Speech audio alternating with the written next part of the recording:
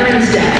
Well, I don't think any school students are veterans yet. And it gives us a great opportunity to celebrate those veterans during the school day. So at this time, I'd really like to thank the veterans that are here with us. If you are a veteran, could you please stand up?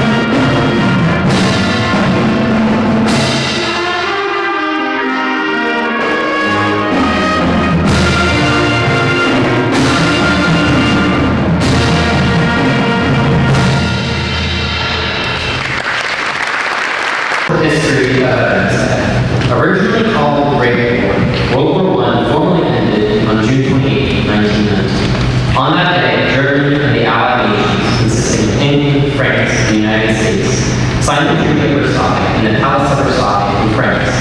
However, the fighting of World War I ended 7 months earlier with the armistice, or a temporary truce. The armistice began on the 11th hour of the 11th day of the 11th month.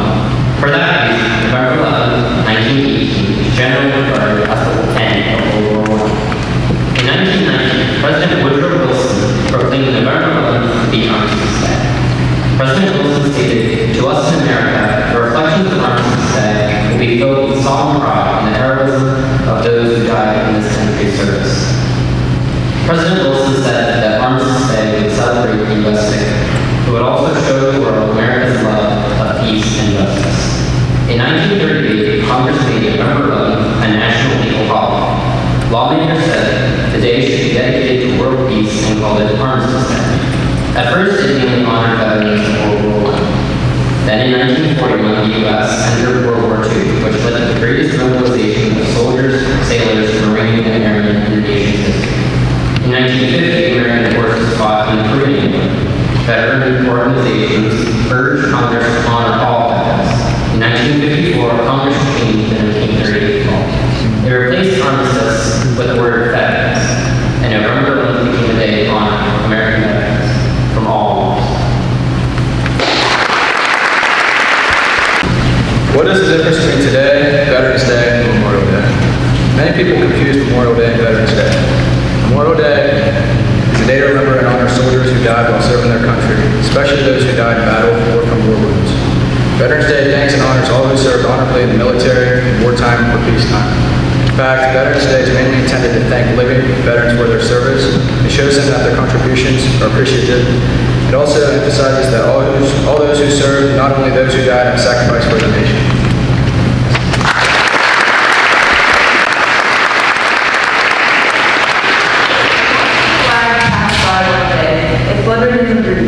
A young soldier saluted it, and then he stood at ease. I looked at him in uniform, so young, so tall, so proud. With hair cut square and eyes alert, he stood out in any crowd. I thought how many men like him had fallen through the years, how many died on foreign soil, how many mothers' tears, how many pilot planes shot down, in foxholes, shoulders, graves. No freedom isn't free. I heard the sound of taps one night, when everything was still. I listened to the vulgar play and felt a sudden chill. I wondered just how many times the taps had meant amen, when a flag had draped a coffin of a brother or a friend. I thought of all the children, of the mothers and the wives, of fathers, sons, and husbands with interrupted lives. I thought about a graveyard at the bottom of the sea, of unmarked graves in Arlington. No, freedom isn't free.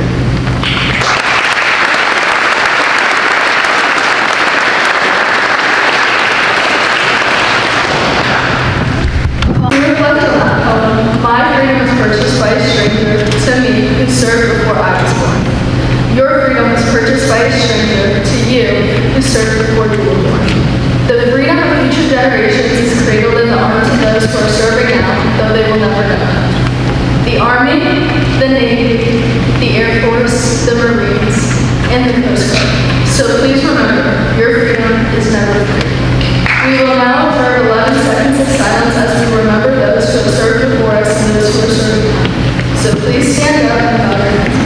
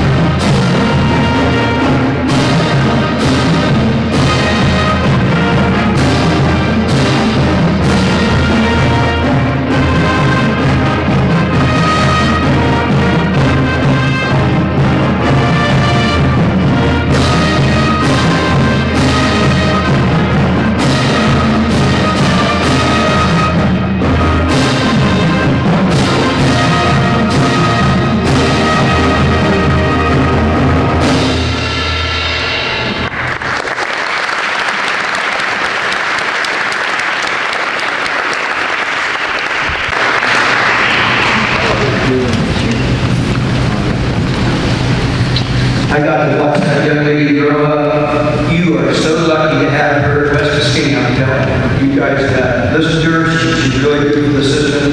As I watched Mr. Shorter grow up the same way, you have great leadership in the school system.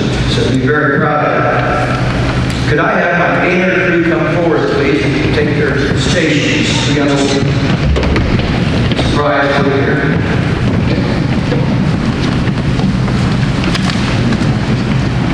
I do want to thank you for this. Is a great honor to be able to come in front of students. And I'm actually here representing the veterans, all veterans. And we hope we can give you a little bit of information here. We've already had some history lessons about this.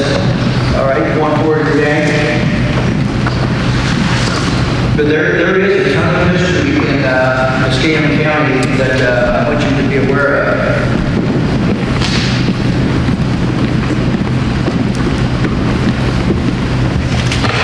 First of all, I think many of you young people, you all have heroes.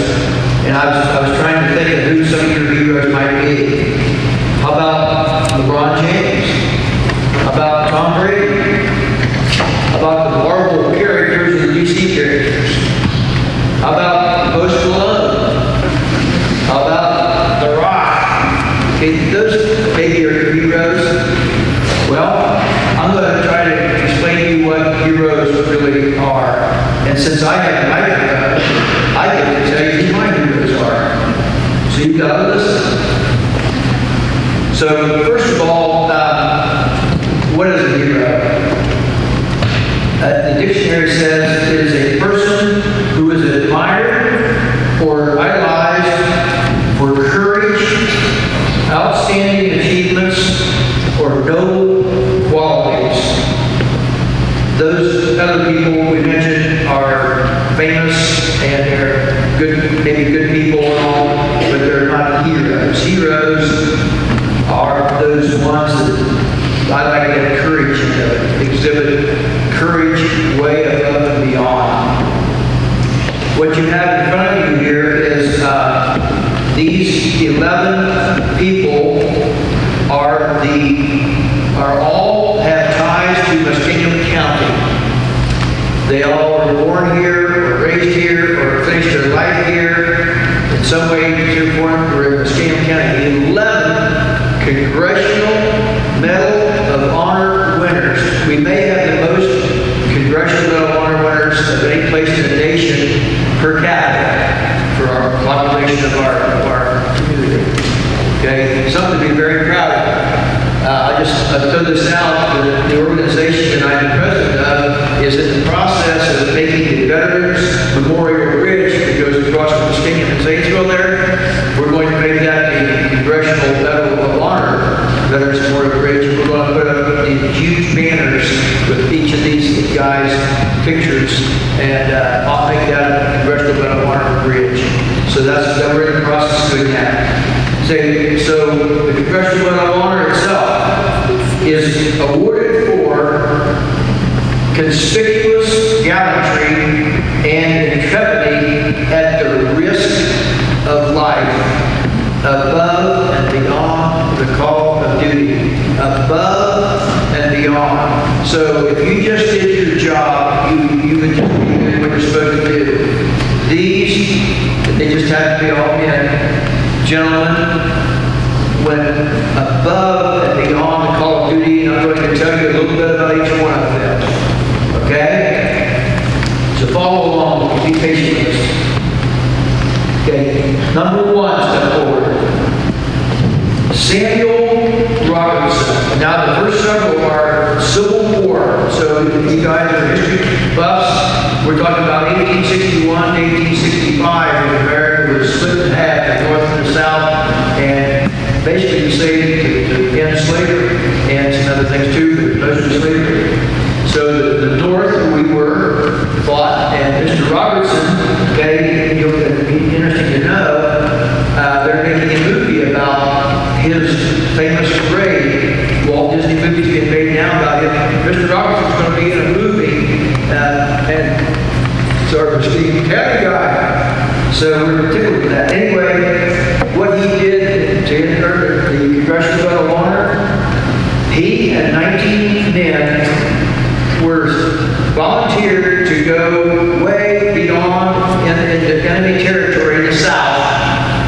They went 200 miles behind enemy lines to steal a train.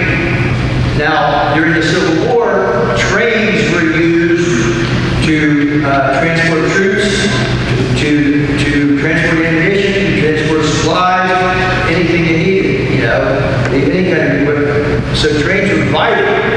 We didn't have airplanes, we didn't have, you know, anything else. So the trains were critical. So we could get down and steal their main train and then steal it and drive back with it, destroy any bridges and railroad tracks along the way. It would be a huge success for our northern fighters.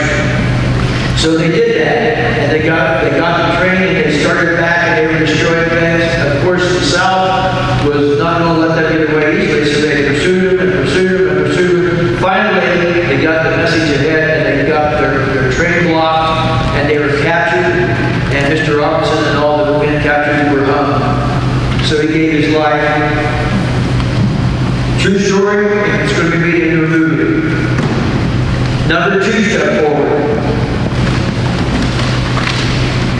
Alfred Ransbottom, also the Civil War. Okay. Now, I'll put this out right now. Many times in the wars, the Civil War, it's not like the wars you watch now on television. They would be 500 men standing over here at this end of the gym, and 500 men of the opposition over here this end of the gym with rifles that were single shots, and they would fire the rifle, drop down on one knee, the row behind them would fire the rifle, they just stood there and fired at each other. It was like, how'd you like to stand there with knowing these guys would fire the rifle straight through? They're not hiding, they're wide open fields doing this. And so, Mr. Ransbottom, getting in a battle, he charged through the enemy lines and killed the enemy flag bearer, which is a big deal to steal and control the enemy's flag. It was a great discouragement to your opposition. Killed the flag bearer, stole their flag, and dodged another, bullets flying everywhere, getting it back safely to his lines, and getting wounded on the way back through. And so he won the Congressional Medal of Honor for all of his activity during that battle, running through a hail of bullets. Okay, is that above and beyond Call of Duty? I think so, right? Number 3, Robert Brown, also in the Civil War. This happened in Tennessee.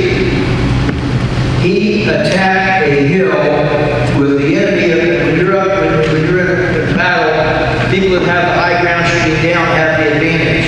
So if your men are down below, they're up above, they can pin you down and just sit there and continue to pick you off and wipe you out. So his men were pinned down, and so he attacked forward, crawled, and whatever he could do, and got on the side of the mountain by himself, and took over control, wiped out 2 or 3 or 4 enemy positions, and some of them even was bad. So for his doing that and saving the lives of many of his men, Mr. Brown won the Congressional Medal of Honor. Was that above and beyond the Call of Duty to crawl out into the hail of bullets to save his men? I think so.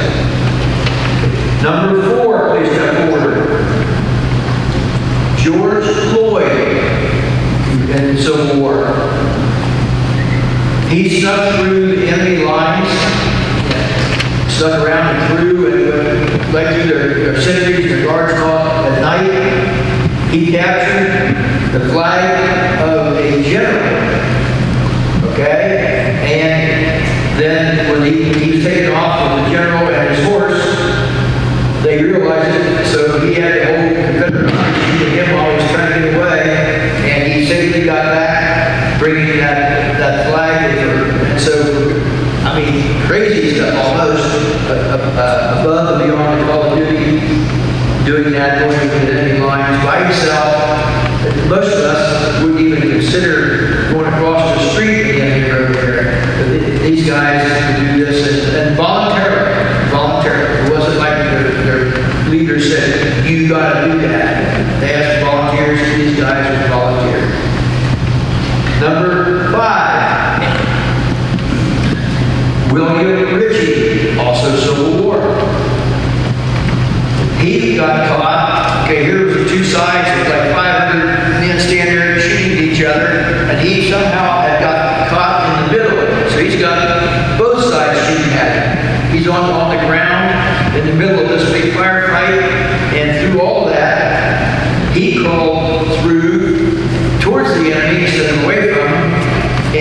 got through the enemy lines. He captured a major and hit on horseback, put a bayonet in his back, and jumped on the back of the horse and forced the major to ride back to our side of the lines and capture the major. So now their leadership was gone, and the enemy broke off and left. So what kind of a person would do that? So that's why there's people above and beyond the call of duty to receive this congressional medal of honor. And it was something he could do to help his cause. Number 6, William Longshore. Now, Grant's one of the Longshore names that some of us old people remember. Longshore's turkey farm, right? They had it for years. I don't know if it's still in existence or not. But the Longshore family has a long-standing name going back to the Civil War. Okay? He led the charge across open fields. I'm going to talk about wide open fields for hundreds and hundreds of yards. Charged and led his men and wouldn't let them stop and kept attacking through the enemy. And he ended up, by doing that, they overran the enemy and won the battle. And he led the whole way. He was the first man across there, leading us probably 20, 30, 50 yards ahead of everybody else, running towards the enemy as they were shooting at him. And bullets flying everywhere, artillery exploding. And Mr. Longshore then got the Congressional Medal of Honor. Okay, number 7, William Bryan. Okay, now this is after the Civil War. In 1876, we were then, the military was fighting Indian wars. So the battles where the Indians did not, were trying to keep their territory, and they were trying to settle it and all that kind of thing. There was Indian battles, so we still had to have a military army in those days. So he was a cavalryman, he was a horseback, and this was in the West. Okay, he was leading a unit, and they got attacked by a tribe of Indians, and the battle was going very, very badly, and he fought and led his men. His horse got shot, and it was killed, and he fell off, got up, and charged on foot, and was using his bayonet and firing and swinging and hitting with his weapon, and led his men, and then he fought, came back, and they broke off. He saved 2 guys who had died. He drug them out of there for safety, and all this during this whole battle, his men just couldn't believe the bravery he showed in all, so they put him up for, and he won the Congressional Medal of Honor.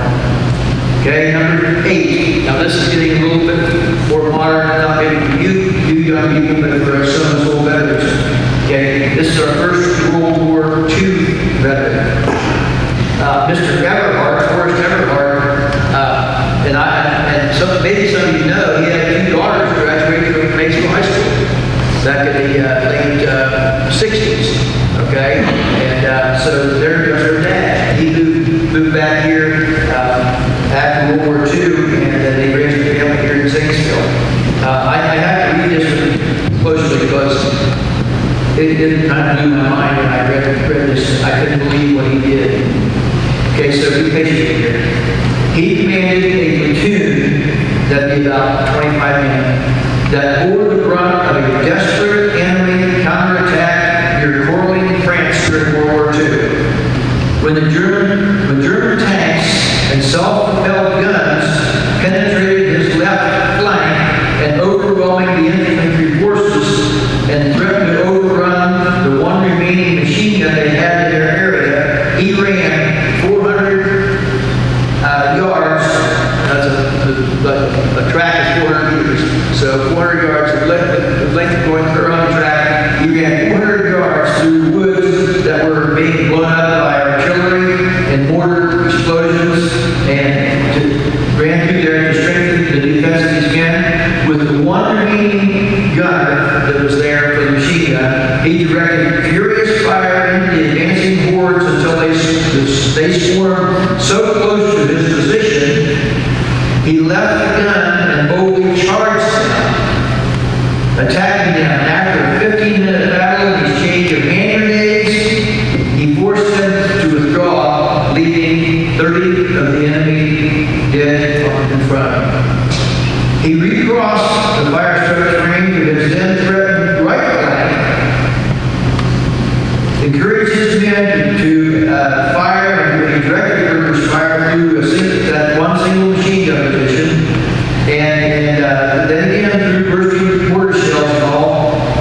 chased down and attacked poor enemies, and for another 30 minutes, and left another 20 dead behind Germans. So, for all this and saving this area, this bridge that they had to hold on to, his men just couldn't believe his bravery and all. He was put up in one Congressional Medal of Honor. Came back and became just a meek, mild, quiet gentleman that you would never know he had accomplished all that in World War II. Number 9. Also World War II, Belden Mayfield. He was a national guy. I grew up with a couple of Belfield, Mayfield family members with Fraserburg High School, where I attended high school before it was Tri-Valley. So Belden Mayfield is the last American to win the Congressional Medal of Honor in World War II, very last. So he won it on July 29, 1945, and the war was over within a matter of weeks. So he was at the very end.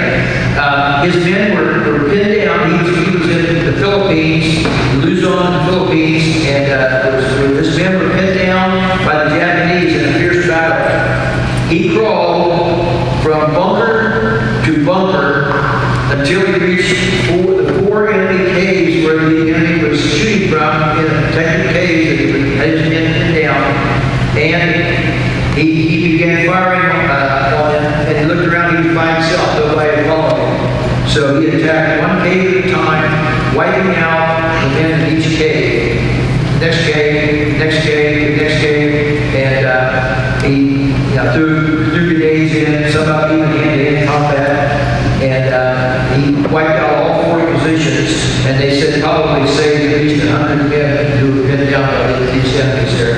So Mr. Mayfield, is that you want to call it? Yes, Mr. Mayfield won the Congressional Medal of Honor. Number 10,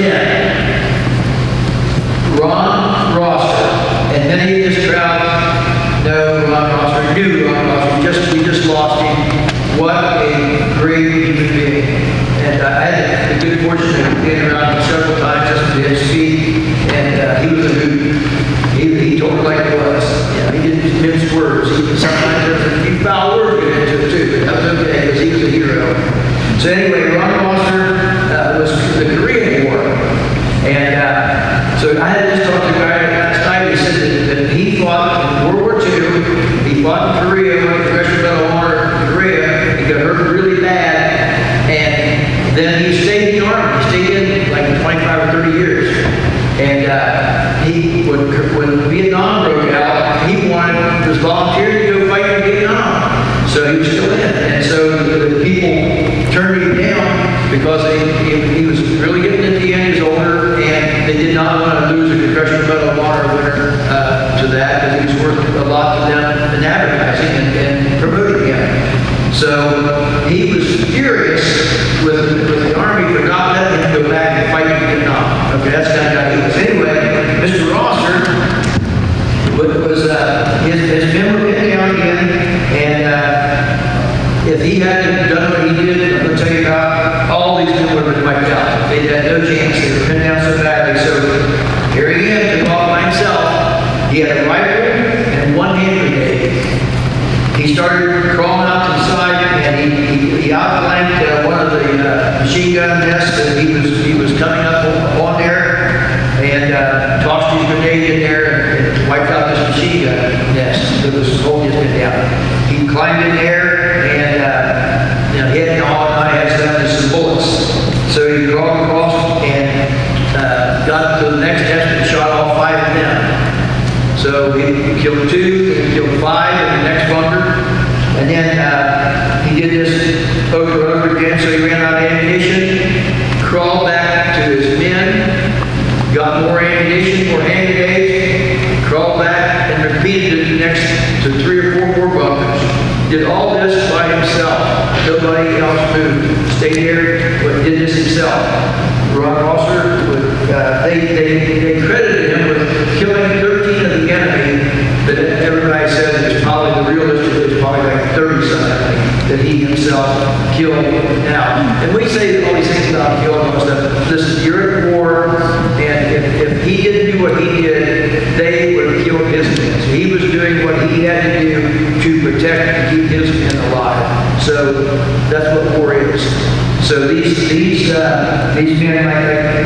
incredible, okay? Number 11. And this is the most modern congressional medal of honor, most current. Ted Belcher.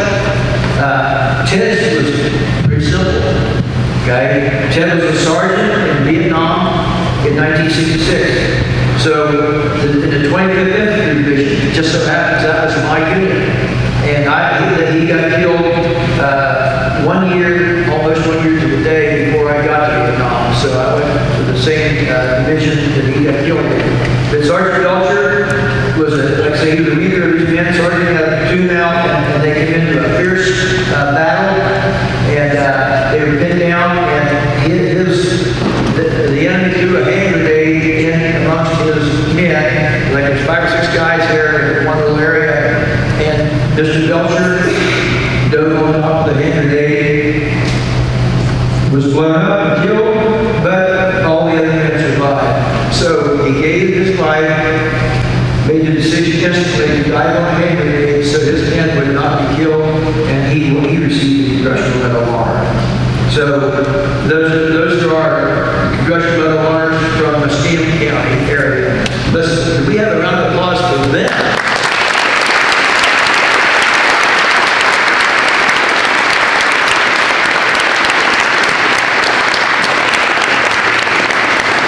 And 2 more stories to tell, so my crew can be dismissed. You guys want to go back? Thank you very much for doing that for us. Good volunteers. We got to be honored by holding those people's banner.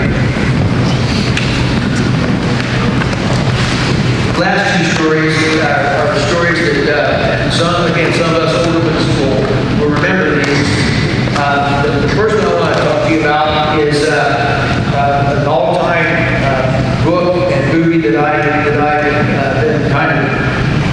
I should have figured to. It's called the 5 Sullivan Brothers. How many of you veterans remember the 5 Sullivan Brothers from Iowa? These 5 boys grew up in Waterloo, Iowa. Okay, Ms. Hopkins would not have been thrilled with these boys because they were ornery as all get out. They were in trouble in school all the time, and this is back in the 1930s and then going into the 1940s before World War II. And they were the kind of boys that they fought with each other, they fought in the neighborhood, but if you messed with a brother, you had to fight all 5 of them. Okay, so that they were tight like that, but they fought amongst themselves. They were carrying. So anyway, the one brother in the 1937, 38, he joined the Navy. Spent his 4 years and got out.